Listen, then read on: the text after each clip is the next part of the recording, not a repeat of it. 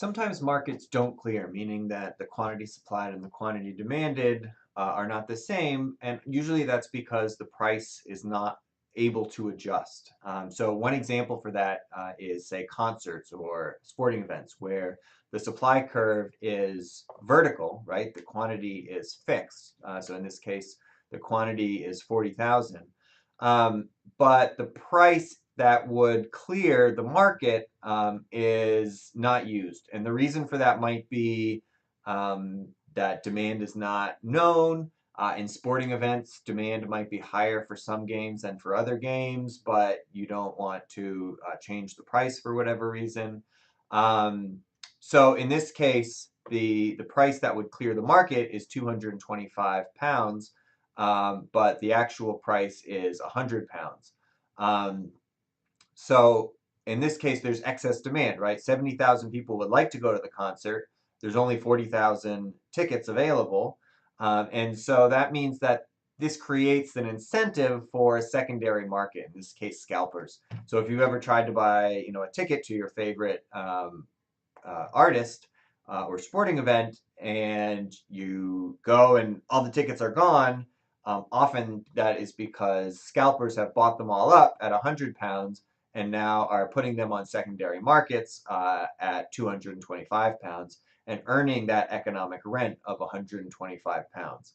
Um, so obviously this is frustrating from someone who wants to buy it, but it does make economic sense. From your perspective, if they had charged 225 pounds, it might not make any difference. It just depends on who the money goes to. So it's really just a redistribution from an economic point of view, from an artist to a scalper, basically. Other reasons that markets might not clear are because of price controls.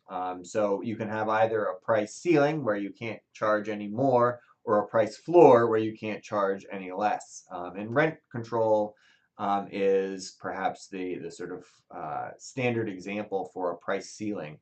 Um, and basically, what happens is that because of the controlled rent, in this case, 500 euros instead of 830 euros, there's excess demand, right? People will say there's 12,000 people that would like an apartment at 500 euros, but there's only 8,000 apartments available at 500 euros. And so there's this excess demand of 4,000 apartments. And again, what can happen, one is that you can create the incentive for a secondary market of subletting your rent controlled apartment. And you can actually charge even more than 830 euros because supply has also fallen. And so now supply is only 8,000 instead of whatever the equilibrium here would be, something like 10,000. And so you can get an economic rent. Obviously, if you're going to have a rent control policy, you have to make that illegal. And so, for example, the New York Housing Authority has to spend a lot of time chasing down people who are illegally subletting their rent-controlled apartments. Um, so that's sort of an unintended consequence of things like price controls, and is usually not the best way to deal with prices going out of control. So if you think about a city like San Francisco that has seen really large price increases, there's been a big demand for for rent control, for price controls. Um, Most economists would say, well, that's probably not the best way to deal with it. What would be a better thing to do would be to encourage building, right? So build more apartments, build more houses, build more housing in general. And if you take another city that had experienced really high prices like Tokyo, and then encouraged a lot of building, and so has seen a big increase in the number of apartments available, their prices have come back down. And so that's been a successful strategy, and one that more American cities that are experiencing high prices, whether that's San Francisco or Boston or New York, should probably follow. So when we think about economic rents are really the things that drive capitalism, right? It's that search for profits that makes capitalism work, makes competition work. And if you think about it, there's really two kinds of economic rents. One is stationary economic rents, and they happen in equilibrium, and they're persistent, whether we're talking about consumer and producer surplus or rents from bargaining. Um, they are very important, but they can also be abused because you can spend a lot of time creating policies and laws that create some stationary economic rents that actually reduce efficiency. And so if things like decreasing competition reduce efficiency but increase economic rents, and so they are the ones that we should sort of try to get rid of. Dynamic economic rents occur in disequilibrium. So when there's some sort of shock, and they are eventually eliminated through rent seeking. And so this is really where capitalism works well is, oh, everybody wants to buy hats. Okay, well, then let's charge a higher price. Ooh, you're charging a higher price. You're earning some economic rents. I'm going to get into the hat business. I'm going to produce more hats. And then the price comes down.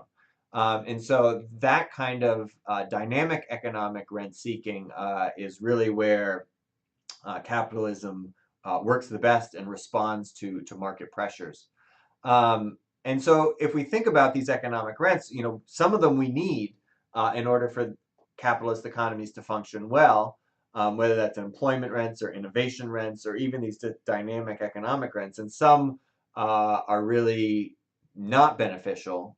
So if we think about all of the mergers and acquisitions that are happening now, whether it's between pharmaceutical companies or telecoms or media companies, they tend to result in less competition, higher economic rents, and less efficiency. So if we just summarize Chapter 11, it's really important to sort of think about that role of economic rents in getting to market equilibrium. And that rent-seeking behavior is really important in capitalism. And you just want to make sure if you're designing policies that you're encouraging the right type of rent-seeking behavior, as opposed to the wrong type of rent-seeking behavior where you might say, oh, I want to pass a law that says only I can do this certain thing. You might have that kind of thing like with a patent system, but not for something that's not a new innovation. We talked about assets and the value of assets being uncertain, and so that fundamental value is uncertain, and so that can result in positive feedbacks where when the price goes up, people think that's positive information. They bid the price even higher up. We generate a bubble, and then eventually we crash. And so while there's always going to be some types of risk involved in buying financial assets, it's important to think about the difference between sort of systematic risk that affects everybody and idiosyncratic risk that might affect only one firm or one industry. And then finally, in the end of Chapter 11, we talked about the fact that not all markets clear, either because supply is limited, there's some sort of rationing, either because of some limit in, say the number of seats, or because of some government policy, like with taxi medallions. Price controls are another reason that they might not clear. And then often what happens is that a secondary market will develop in order to clear that market because there will be some economic rent seeking.